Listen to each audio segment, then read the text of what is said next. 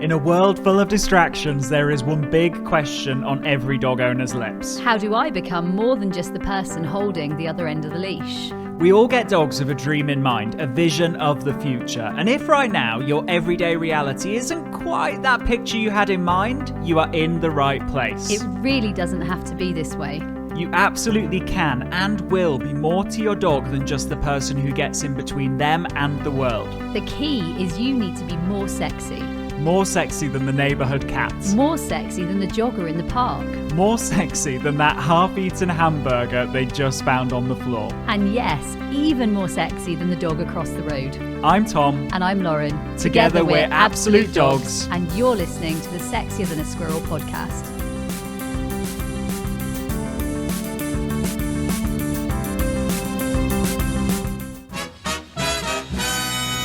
Hello and welcome to this episode of the Sexier Than a Squirrel podcast. And today we're talking about something that we think is really important.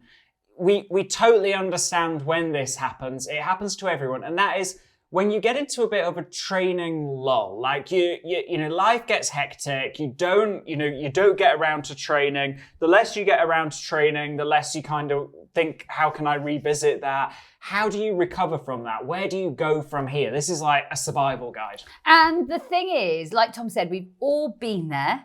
We've all experienced this, and actually this is more than doable. So First things first, you don't have to be great to get started, but you do need to be started to sort of improve, right? Like we want you to get started Just again. Get started somehow. Whatever it might be, whether it's watch a video, whether it's play a game with your dog, whether it is read an ebook, whether it is pick up one of your old training courses, whether it is reach out to an old training friend, whether it's dive into one of our lives, whether it's listening to this podcast, whether it is literally making a link. I think it's getting started. I think getting started and taking just one positive step. So many people, I think they set themselves up, Tom, for a bit too much. They're like, I'm going to pass my geek assessment today. Yeah. And I'm like, no, just literally just open the page. Yeah. And I think sometimes we have to realize that there is an ebb and flow to life, right? And in fact, I've got a kind of parallel, very current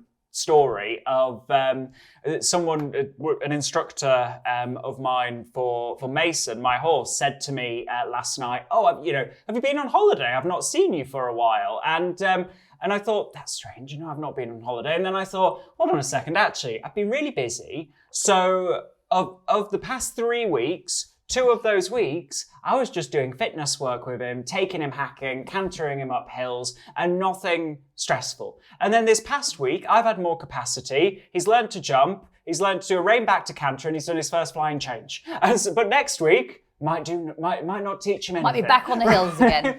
And so you've got to take the pressure off yourself and say, you know what, horses for courses. There are some days where some activity is going to suit you better, and actually it's just about getting started doing something, whatever you see as being the most accessible game or session that you could play right now. And I think Tom has really hit the nail on the head there.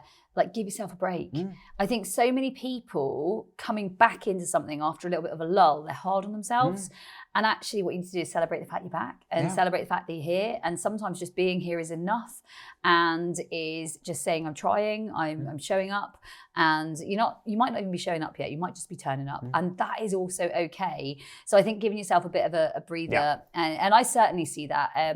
A similar example, but in a different way, actually, horse one as well. But the lady at the yard said, I really haven't seen a lot of you. And I'm like, well, my horse has been off. He's had a splint. And so actually 6 weeks off hasn't been a bad thing for me. I've had so many other things to do. We've done lots of sort of rehabby bits, but we've actually not done a lot there. It's okay. And you've almost given yourself a breather.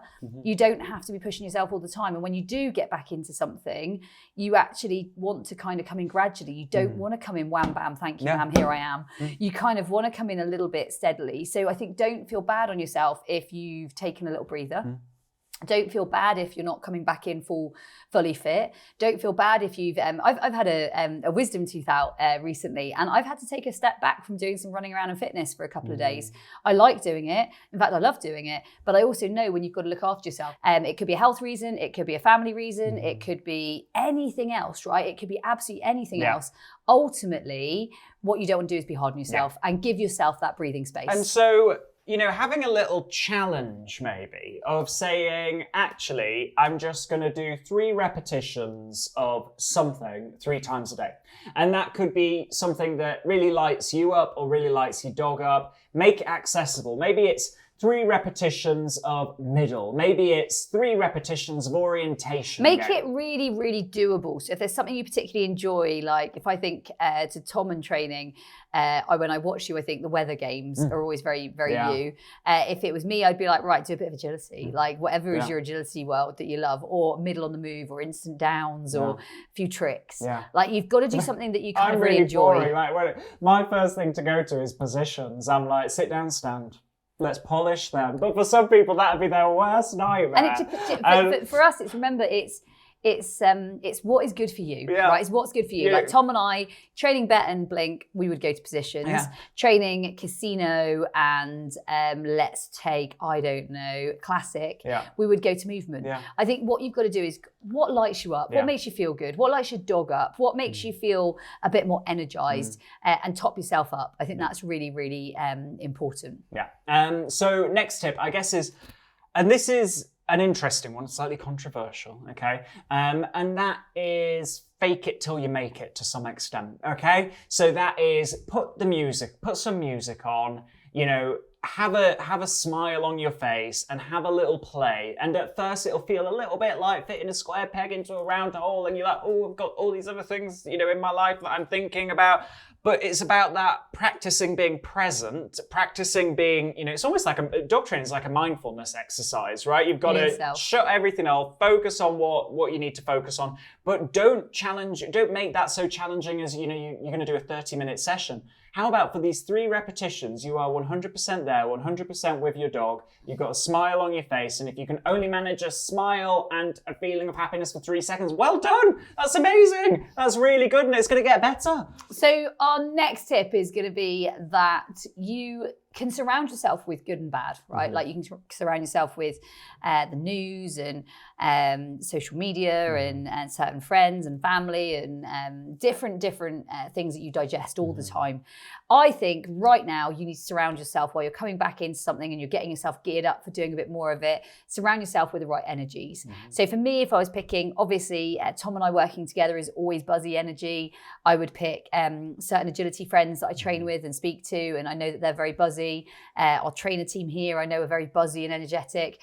Certain family members are very energetic. And so for me, I'd pick that. I'd turn off the news. The other day, Matt and I, very, very guilty pleasure, we're sat in bed watching TV, which is not something we can do at home. We were away competing, and it's definitely not something we'd ever do at home because we don't have a TV in the bedroom. But literally watching TV, and we're flicking, trying to find a channel. There was nothing on, and there was the news. And so we left the news on for all of about 3 minutes. Oh my goodness, that is toxic. Like it was, I think there were like 5 murders, a raid, a drug thing, and something else that was pretty horrific. I remember like listening, and this was like a local news. And I was like, this is not what I need to surround myself with. Matt, come on, switch it off. Like literally, that was terrible.